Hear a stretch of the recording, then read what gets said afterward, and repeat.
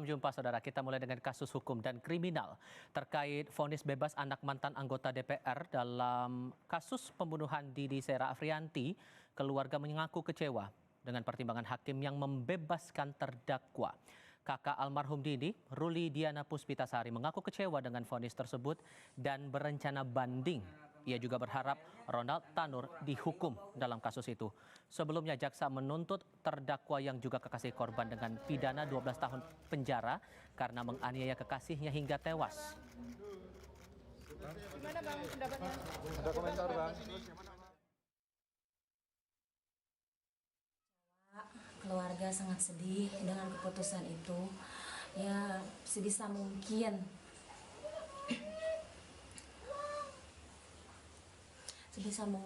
ya diperjuangkan lagi. Soalnya kan kalau keluarga nggak tahu menau ya, nggak tahu menau ini itu gitu kan. Tahu-tahu udah nggak ada, tahu-tahu udah dibebasin.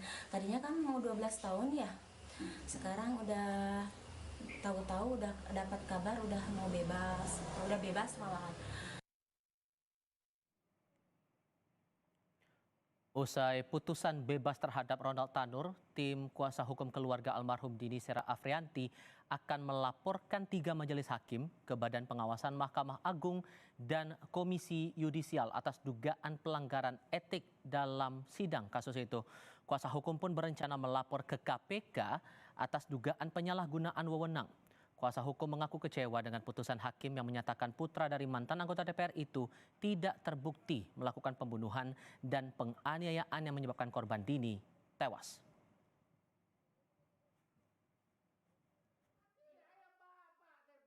Kami akan melaporkan 3 majelis hakim ini kepada Badan Pengawasan Mahkamah Agung dan Komisi Yudisial untuk melakukan serangkaian pemeriksaan, investigasi dan penindakan terhadap 3 majelis hakim ini jika ditemukan pelanggaran-pelanggaran kode etik ataupun pelanggaran-pelanggaran yang lain. Kami ingin KPK juga melakukan investigasi pengawasan terhadap majelis hakim ini. Jika ditemukan adanya indikasi dan adanya bukti dugaan penyalahgunaan hukum dalam tindak pidana korupsi ataupun penyuapan, jika buktinya cukup, kami minta agar KPK juga melakukan penindakan terhadap majelis hakim ini.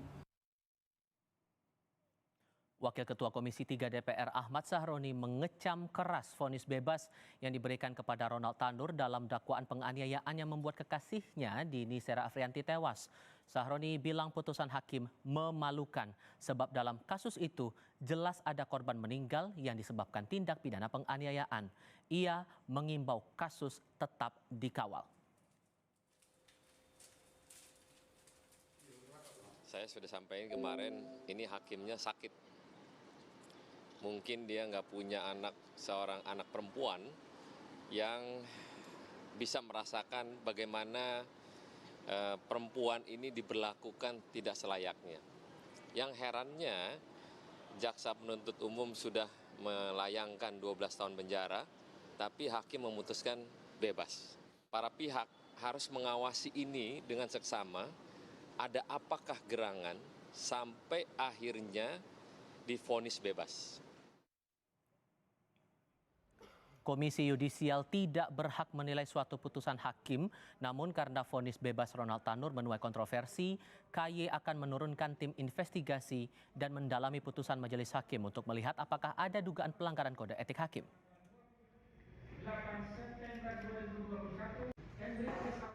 Maka Komisi Yudisial mengambil inisiatif untuk melakukan pemeriksaan pada kasus tersebut. Walaupun KY tidak bisa menilai suatu putusan, tetapi sangat memungkinkan bagi Komisi Yudisial untuk menurunkan tim investigasi serta mendalami putusan tersebut guna melihat apakah ada dugaan pelanggaran kode etik dan pedoman perilaku hakim.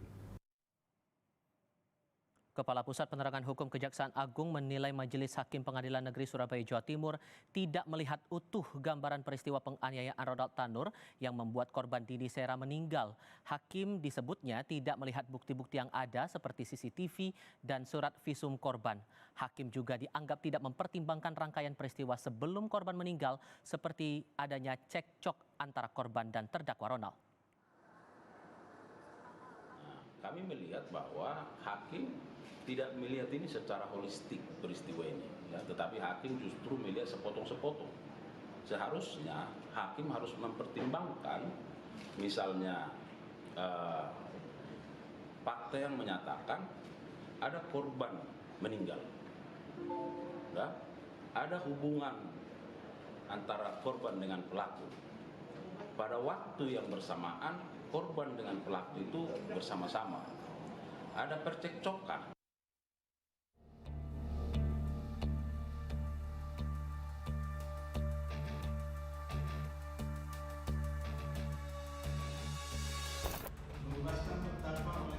Gregorius Ronald Tanur divonis bebas oleh Majelis Hakim Pengadilan Negeri Surabaya kemarin dalam kasus pembunuhan terhadap kekasihnya, Dini Sera Afrianti. Ketua Majelis Hakim dalam perkara ini, Erin Tua Damanik, menyatakan Ronald yang juga anak mantan anggota DPR tidak terbukti bersalah dalam kasus ini. Membebaskan terdakwa oleh karena itu dari seluruh dakwaan penuntut umum di atas. Memerintahkan terdakwa dibebaskan dari tahanan segera setelah putusan ini diucapkan. Menanggapi putusan tersebut, jaksa penuntut umum menyatakan akan berkoordinasi dengan pihak keluarga korban untuk mengajukan banding. Pimpinan pikir-pikir dulu, nanti kita ambil sikap ya. Oh, ini langsung dikeluarkan atau gimana, Pak? Langsung dikeluarkan. Saya koordinasi dengan pimpinan dulu. Oke, siap. Pengacara keluarga korban dan anggota DPR Komisi 3 menyayangkan vonis bebas hakim. Sebelumnya, Gregorius Ronald Tanur dituntut 12 tahun penjara oleh jaksa penuntut umum dalam kasus pembunuhan terhadap Dini Sera Afrianti. Dini ditemukan meninggal dunia dari karaoke di Jalan Maijen Jono Sewoyo, Lakar Santri Surabaya, Rabu 4 Oktober 2023 lalu. Tim Liputan Kompas TV. Lalu sejauh apa keluarga korban menyikapi terdakwa Ronald Tanur, anak mantan anggota DPR yang diputus bebas oleh Majelis Hakim Pengadilan Negeri Surabaya Jawa Timur ED? Kita terhubung dengan Sakidah, keluarga almarhum Dini Sera Afrianti di Sukabumi, Jawa Barat, dan Dimas Yebahura Al-Faruq, kuasa hukum keluarga almarhum Dini Sera Afrianti di Sidoarjo, Jawa Timur. Selamat sore, semuanya apa kabar? Selamat sore. Ya, terima kasih semuanya sudah bergabung bersama kami. Mbak Sakinah, atas putusan bebas terhadap terdakwa ini, hal apa yang masih dirasa ganjil di mata keluarga? Menurut saya sih dari mengulur-ngulur waktu ya, itu juga agak sedikit ganjil sih. Mengulur-ngulur waktu persidangan gitu, Kak. Mohon maaf Mbak, kami belum bisa mendengar suara Anda dengan jelas. Mungkin bisa didekatkan mikrofonnya, biar kami bisa mendengar dengan jelas. Boleh diulang kembali hal apa yang rasanya masih dirasa ganjil oleh pihak keluarga atas putusan bebas terhadap Ronald Tanur ini, Mbak? Iya, ini yang aku rasa ganjil kan, kenapa tiba-tiba bebas ya. Sedangkan bukti-buktinya kan sudah ada, kayak hasil otopsi, terus dari CCTV, rekonstruksi juga kan ada. Itu sih agak ganjil ya. Dan dengan kalau yang Anda lihat dari pihak keluarga kan pasti mengikuti perkembangan kasus ini dari awal sampai akhir. Iya. Sejauh mana Iya. Anda mencermati perkembangan kasus itu sampai kemarin dijatuhi vonis bebas oleh pihak hakim? Ya, dari awal juga saya suka tanya ke pengacara saya kayak kapan sidang, tapi berkasnya katanya masih kurang. Jadi kayak diundur-undur kayak gitu. Ya, sampai akhirnya kemarin, di bulan kemarin saya baru dengar putusan yang 12 tahun itu, tapi ternyata di bulan ini tersangkanya udah bebas gitu aja. Itu udah janggal banget sih. Dan Anda merasa bahwa patutnya lebih maksimal lagi tuntutannya, karena kan kemarin dalam tuntutan dijerat dengan pasal pembunuhan yang sebetulnya maksimal bisa 15 tahun. Dengan tuntutan dari jaksa 12 tahun, Anda merasa itu sudah cukup? Sebetulnya saya juga ngerasa itu nggak cukup ya, karena kan dengan nyawa manusia yang sudah hilang tidak bisa kembali, ya tidak bisa dibayar dengan apapun. Reaksi keluarganya Dini gimana, Mbak? Orang tua Pastinya di terutama. sini orang tuanya shock, sedih, kesel, semua jadi satu sih, Kak. Oke.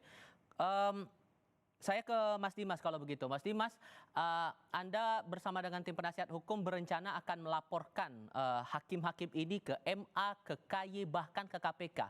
Laporan itu untuk saat ini sudah disampaikan atau belum? Ya, jadi begini, laporan tersebut saat ini sudah dalam proses penyusunan oleh tim kami, karena kami juga menunggu sikap korporatif dari PN Surabaya untuk segera menerbitkan salinan putusannya. Nah, berdasarkan salinan putusan itu nanti adalah pedoman kami untuk melaporkan kepada instansi-instansi tersebut. Dan hal apa yang akan disertakan, bukti apa yang mungkin akan disertakan dalam laporan terhadap kepada 3 lembaga itu terhadap para hakim ini? Ya, nah, tentu nanti kami akan menyertakan bukti-bukti terhadap laporan yang kami laporkan, yang kami tuliskan dalam surat kami, dan bukti-bukti tersebut akan terlampir di dalam surat dan rekan-rekan media akan kami beritahu. Awalnya dituntut 12 tahun dengan pasal pembunuhan, kemudian pada akhirnya dibebaskan. Apa yang Anda rasa tampaknya meleset begitu dari harapan dari pihak keluarga korban terutama? Ya, ini sangat aneh. Jadi kalau kita cermati dari putusan hakim berdasarkan pertimbangan-pertimbangannya, kita bicara pada waktu putusan saja. Jadi putusan ini seharusnya dijadwalkan pada tanggal 22 Juli 2024 hari Senin. Namun anehnya di hari itu hakim ternyata belum siap dengan putusannya. Padahal sudah ada waktu sekitar 14 hari dalam menyusun putusan sebelum tanggal 22 itu. Kemudian pada saat diputus, yakni kemarin 24 Juli 2024, ternyata hakim malah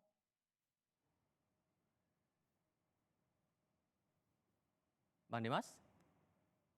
ya. Oke, silakan. Suara saya jelas, Mas? Sudah bisa. Silakan dilanjutkan. Halo? Ya, Mas Dimas, masih mendengar suara saya? Halo? Oke, kita coba perbaiki komunikasi dulu dengan Dimas Yabahura Al-Faruq selaku kuasa hukum dari pihak korban. Mbak Sakina, saya ke Anda kalau begitu. Dengan langkah dari tim penasihat hukum melaporkan para hakim ke 3 lembaga begitu, dari pihak keluarga akan melakukan langkah-langkah lain mungkin untuk melawan vonis hakim ini? Ya, sorry terputus tadi, Mas. Halo, jelas suara saya? Oke, Mas Dimas, saya pastikan dulu. Mas Dimas, suara saya terdengar jelas atau belum? Sudah. Sorry, terputus. Oke, boleh dilanjutkan dulu Mas Dimas penjelasan Anda sebelumnya.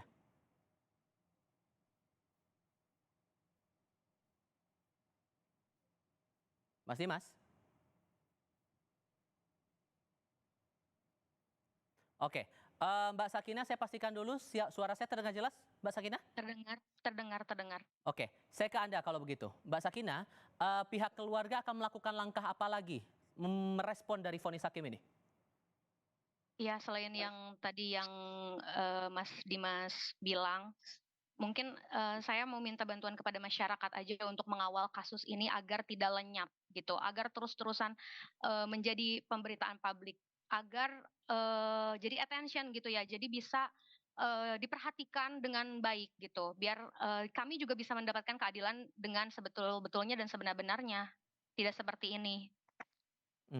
Dan Anda berharap jaksa harus bertindak seperti apa merespon putusan hakim ini, Mbak? Mbak Sakina? Ya, halo. Anda berharap apa tindakan seperti apa yang harusnya jaksa lakukan terhadap putusan vonis ini? Harus banding atau ada langkah lain menurut Anda? Ya, pastinya jaksa harus meminta banding ya, karena menurut saya ya ini tidak benar gitu.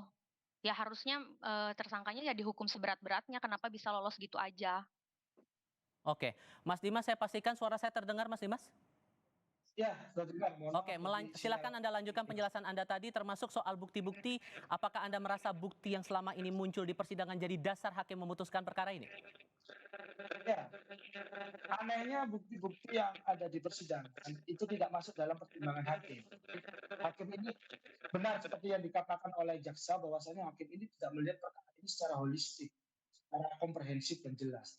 Dan anehnya lagi, saat hakim tidak melihat fakta-fakta itu, dia justru membuat asumsi atau pendapatnya sendiri dalam memutus suatu perkara. Inilah yang saya katakan, hakim Pengadilan Negeri Surabaya sudah kehilangan akal berpikir dan nurani berpikirnya terhadap putusan perkara yang dibuat. Karena jelas di sana ada salah satu pertimbangan hakim yang menyatakan bahwasannya korban almarhum Dini Sera Afriyanti meninggal karena minum alkohol dan sakit lambung. Padahal hasil otopsi kadar alkohol di dalam tubuh Dini Sera Afriyanti normal dan tidak di atas rata-rata, dan dia meninggal itu karena adanya pendarahan di bagian perut dan di bagian dada karena adanya kerusakan atau patahnya tulang rusuk akibat kekerasan itu. Dari penjelasan 3 hakim dalam nota putusan kemarin itu, apakah semuanya merata menurut Anda ketiganya ganjil dalam memberikan pandangan dan pertimbangannya? Ya, sangat ganjil dan sangat aneh bagaimana tiga-tiganya hakim ini memberikan pandangan hukum di luar fakta persidangan seolah dia sedang membuat cerita dongeng untuk memutuskan sebuah perkara. Oke, perkembangan ini tentu menarik untuk dicermati. Mas Dimas, terima kasih. Mbak Sakinah, terima kasih banyak sudah mau berdiskusi bersama kami. Selamat sore semuanya.